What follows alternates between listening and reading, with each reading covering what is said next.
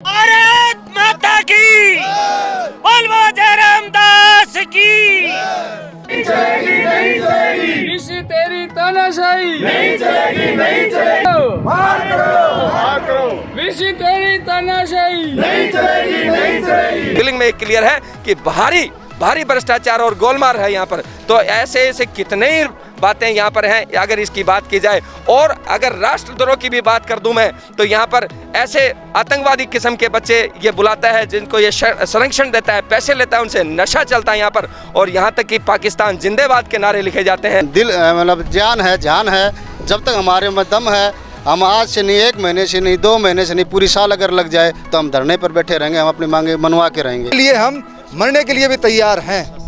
प्रशासन को हमने चेतावनी दे दी, बता दिया गया है, ऊपर सरकार को भी। नंबर 4 की बिल्डिंग है, ये जो चौथी बिल्डिंग है ये गिर गई थी बनाते टाइम।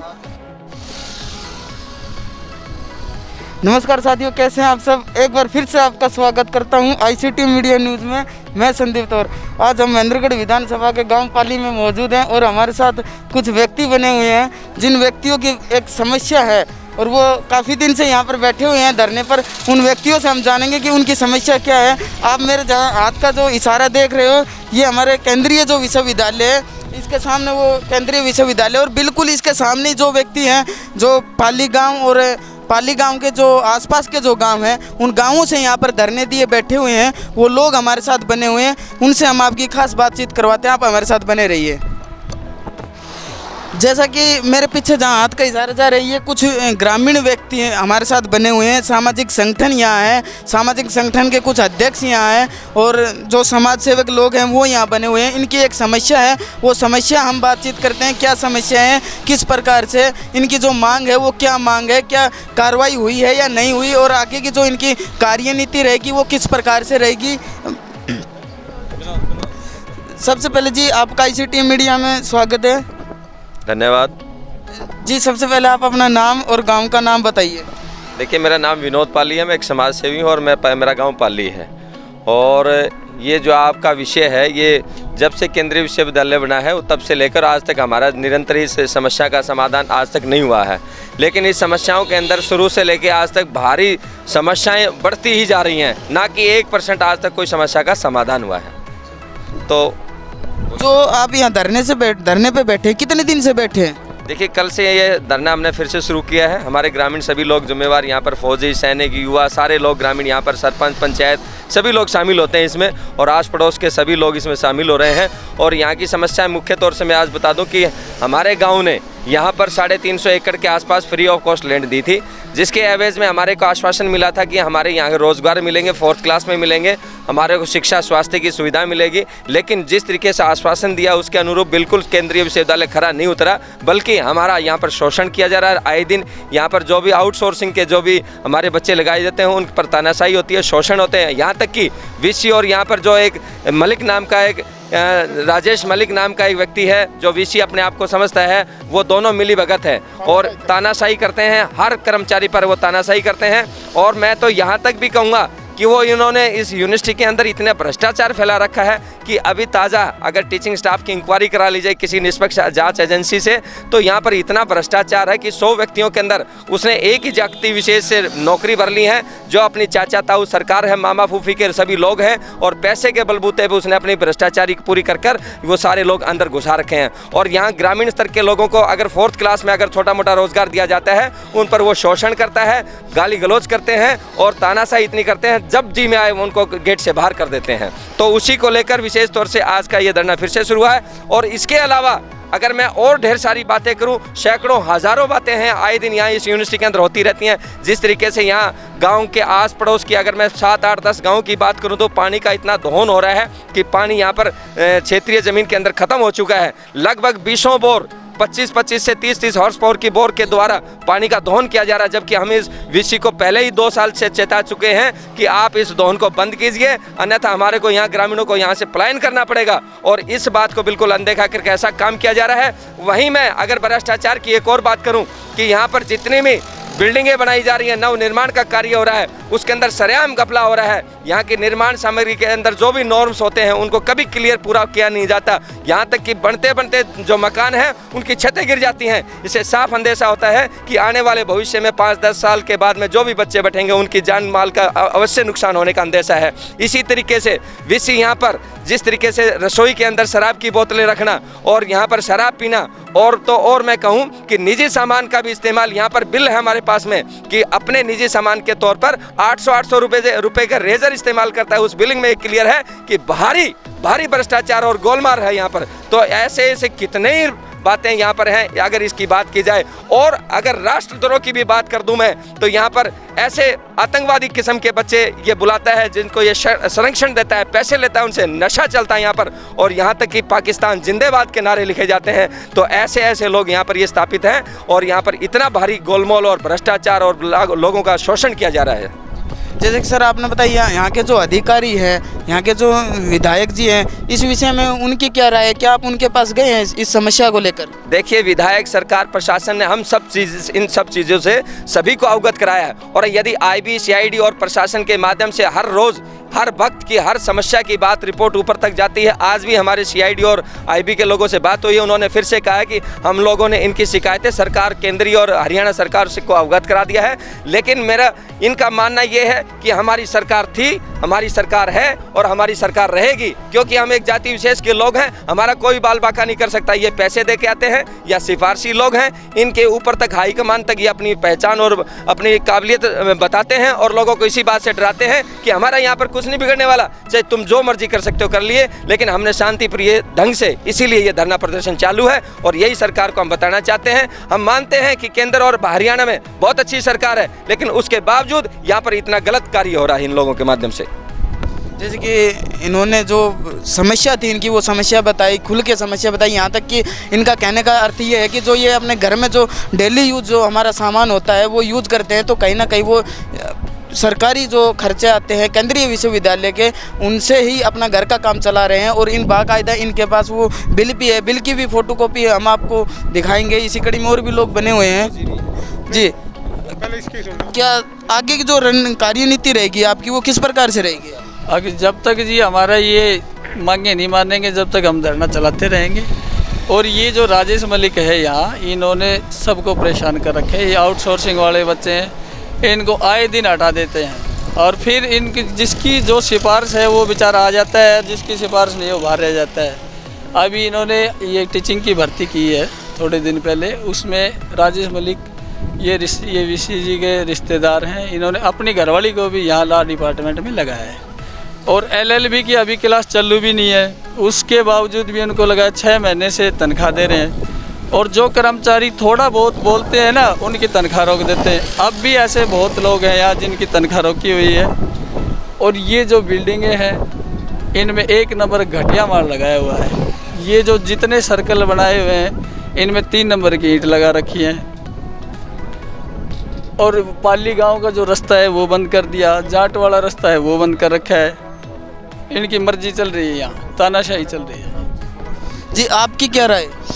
मेरी ये राय है कि जो बीसी है ना, वो बिल्कुल अपना तानाशाही हिटलर के जैसे हिटलर ने अंग्रेज़ों ने चलाया था वो चला रखा। हमारा गांव गोद रखे है उसने, पाली गांव। जब से ये बीसी आया है हमारे गांव का शोषण हो रहा है। कोई भी और तो और क्या, भारतीय सेना के ऊपर इसने ऐसा वो दुष्ट व्यवहार किया था। क्या किया था वो? नहीं, हाँ, कि ये गद्दार हैं। आर्मी के जो उड़ी में कांड हुआ था उसमें ऐसे एलिगेशन लगाया था कि फौजी ऐसे हैं ही, जब ये मरते हैं ये वो। हमने पहले भी धरना दिया था, पहले भी इसने 20-30 आदमी जो आउटसोर्स के थे वो हटा दिए थे। हमने फिर भी बोला था, बोला नहीं लगेगा। बीसी इतना तानाशाही कर रहा है, यहाँ पाली से एलर्जी है, जबकि हमने इतनी ज़मीन दे रखी, 350 एकड़ ज़मीन दे रखी है। उसके बाद में हमारे गाँव का रास्ता रोक दिया, नदी का रास्ता कौन सा रोक दिया? जो जाट से और वो पाली जाता था वो रास्ता रोक दिया, बंद कर दिया, आने जाने नहीं देते।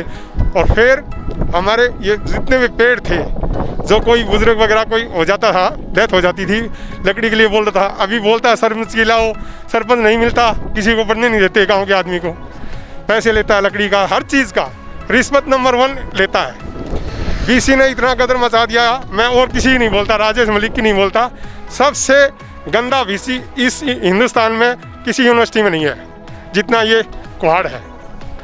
आर्मी के प्रति इतना खिलाफ बोलता है पूछो मत, जो कि पूरी हिंदुस्तान की आर्मी रक्षा करती है। तो मेरा यही कहना है कि इस वीसी को जल्दी से जल्दी यहाँ से आउट किया जाए, तबादला किया जाए या डिसमिस फ्रॉम सर्विस किया जाए। वीसी एक नंबर भ्रष्टाचारी है और इसने बहुत गदर मचा रखा है। मेरा सिर्फ वीसी से वो है, मैंने पहले भी और जब लग ये हमारी तीसरी बात ये पहले बोला हुआ था, मानव संसाधन मंत्री आया जब हमने पॉइंट रखा, लिखित में नहीं है कि पाली को जाट को 4th क्लास में पीओटी दी जाएगी और किसी गांव को नहीं लगाया जाएगा। उसके बाद में एक भी नहीं लगाया इसने, मतलब जो सिफारिश वाला है उसको लगा देता है और बाकी जो कोई बोल रहा, पहले 20 लड़के थे उन्होंने कोई इसके खिलाफ बोल दिया, वो सारे निकाल दिए इसने। अब 5 से 10-15 दिन पहले हो गए, अब ये निकाल दिए सारे। जो भी कोई खिलाफ बोल देता है उसी को आउट कर देता है, तनख्वाह तो देता ही नहीं और नौकरी से हटा देता है। और अभी कह रहे मैं दोबारा मैं ही आऊँगा 5 साल के वीसी, बोले मेरे अच्छे लिंक हैं ऊपर। जब हम बात करते हैं कहते हैं कि मेरे बहुत ऊपर लिंक है, तुम कितना ही जोर लगा लो, पूरी दुनिया एक हो जाओ, लेकिन मेरे साथ बोले ऊपर वाले हैं और मैं यही आऊँगा दोबारा। सबसे पहले तो आपके चैनल का मैं स्वागत करता हूँ। धन्यवाद। मेरा नाम महिपाल है, गांव लावन से हूँ मैं करीब 3 साल से हॉर्टिकल्चर CPWD के अंदर काम करता हूँ। अभी लॉकडाउन के अंदर जब हमने मास्क और सैनिटाइजर की मांग की, हमारे पास ये नहीं है, तो मीडिया के माध्यम से ये बात उछाली गई, तो इन्होंने अगले दिन हमारे को यहाँ से हटा दिया गया, हमारी एंट्री गेट से बंद कर दी गई। और जो हमारे साथी थे, जो अप्रोच वाले जो मंत्री के थे, उनको लगा लिया गया और हमको आधे व्यक्तियों को 15-16 व्यक्तियों को हमें यहाँ बाहर रख दिया गया। तो यहाँ कहने का अर्थ ये है कि यहाँ तो जो सच्चाई है वो दबाई जा रही है, जिसकी लाठी है उसकी वजह से ऐसा यहाँ हो रहा है। हाँ, तो मैं तो यही कहता हूँ राजेश मलिक की चलती है, पूरी पावर वीसी साहब ने इसको दे रखी है और जो ये करता है वही होता है।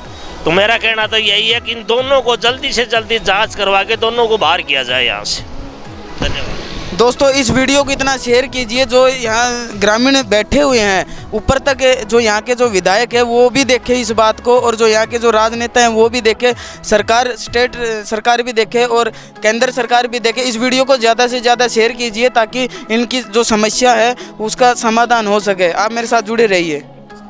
नहीं चलेगी वीसी तेरी तानाशाही, नहीं चलेगी, नहीं चलेगी वीसी तेरी तानाशाही, नहीं चलेगी, नहीं चलेगी। राजेश मलिक को बाहर करो, राजेश मलिक को बाहर करो, बाहर करो, क्रिमिनल को बाहर करो, क्रिमिनल को बाहर करो, बाहर करो। वीसी तेरी तानाशाही, नहीं चलेगी, नहीं चलेगी। भ्रष्टाचार को बंद करो, बंद करो, बंद करो, भ्रष्टाचार बंद करो, बंद करो, बंद करो। भारत माता की, बोल जय रामदास की, बोल सच्चे दरबार की। बोलो भाई।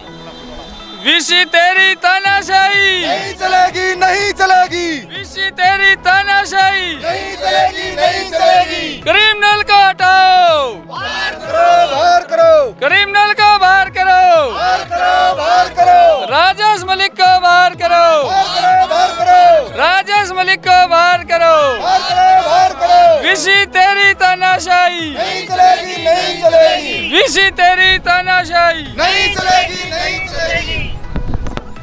भाई साहब आए, इन पत्रकारों को हमारी टीम की तरफ से धन्यवाद करता हूँ, इनका स्वागत करता हूँ।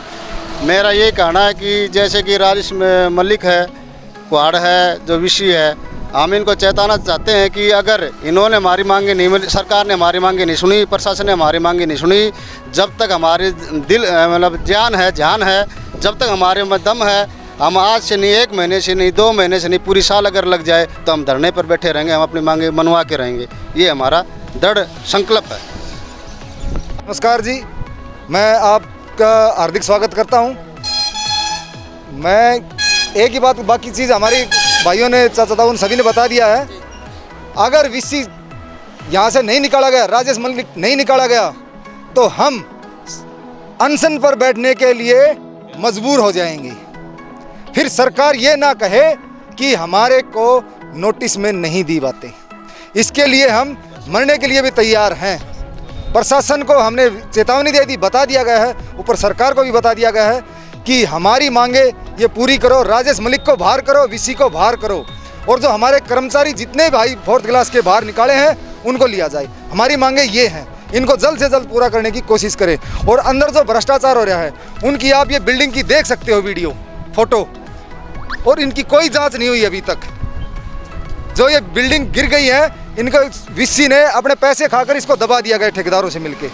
ये बिल्डिंग का मिट्टी वो दिखाई दे रही है जो गिरी हुई है, तो कृपा करके इनकी भी जांच करवाई जाए। इनकी हमने आरटीआई लगाई थी कि ये बिल्डिंग, ये ब्लॉक नंबर 4 की बिल्डिंग है, ये जो चौथी बिल्डिंग है ये गिर गई थी बनाते टाइम, तो मैंने इसकी आरटीआई लगाई कि भाई ये ऐसे ही बनते बनते गिर गई तो आगे बच्चों का क्या भविष्य होगा, बच्चे इसमें बैठेंगे, गिर गई तो मान हानि होगी। तो मैंने आरटीआई लगाई, तो इन्होंने मेरी आरटीआई का जवाब दिया कि आप ये CPWD से संपर्क करें, ये हमारे अंडर में नहीं आती है। तो CPWD यहाँ वीसी है या यूनिवर्सिटी के मालिक है या RC क्वाड वीसी है, ये तो हमें पता ही नहीं है। जो भी कहते हैं कोई आरटीआई लगा लो, किसी की सूचना मांग लो, उसको घोड़ मथोड़ के देते हैं, कोई जवाब नहीं देते। ये जो राजेश मलिक यहाँ है, सिरसा यूनिवर्सिटी थे पहले ये, और वहाँ इनका एक तो इंक्वायरी पेंडिंग है और इनके धाराएं लगी हुई है 323, 506 और 509। 509 में क्या है कि औरत के साथ छेड़खानी का मुकदमा है, वहाँ इनकी इंक्वायरी पेंडिंग है। उसके बावजूद भी वीसी साहब ने इनको यहाँ लगा लिया, क्यों, ये उनके रिश्तेदार हैं। फिर यहाँ आने के बाद इनने अपनी घरवाली को लगा लिया। मतलब ये क्या है कि ये यूनिवर्सिटी घर की सरकार है, भाई को लगा लो, चाचा को लगा लो, ताऊ को लगा लो, घरवाली को लगा लो। और यहाँ का जो इलाका है जिसने 500 एकड़ ज़मीन दे रखी है वो बेवकूफ़ है, जिसमें मेरी खुद की ज़मीन, इसमें 61 कनाल 9 मरला ज़मीन मैंने खुद दे रखी है यूनिवर्सिटी को। तो इस इलाके को, इससे यूनिवर्सिटी से कोई फ़ायदा है नहीं, जितना है नुकसान ही नुकसान है। जो थोड़ा बहुत कर्मचारी हैं ये आउटसोर्सिंग में, इनको परेशान किया जा रहा है। ये तो ऐसे लुक जाते हैं देख के, वे भी राजेश मलिक आ रहा है, पता नहीं तेरे को हटा देगा, बेचारे पेड़ों के पीछे लुक जाते हैं उसको देख के। तो इसको, ये क्रिमिनल आदमी है, हमारी रिक्वेस्ट यही है इसको जल्दी से जल्दी इसकी इंक्वायरी करवाओ। इसने भर्ती करी है वीसी ने, ये लास्ट वाली टीचिंग की, इसकी इंक्वायरी करवाओ और इसको राजेश मलिक को और वीसी को दोनों को बाहर करो।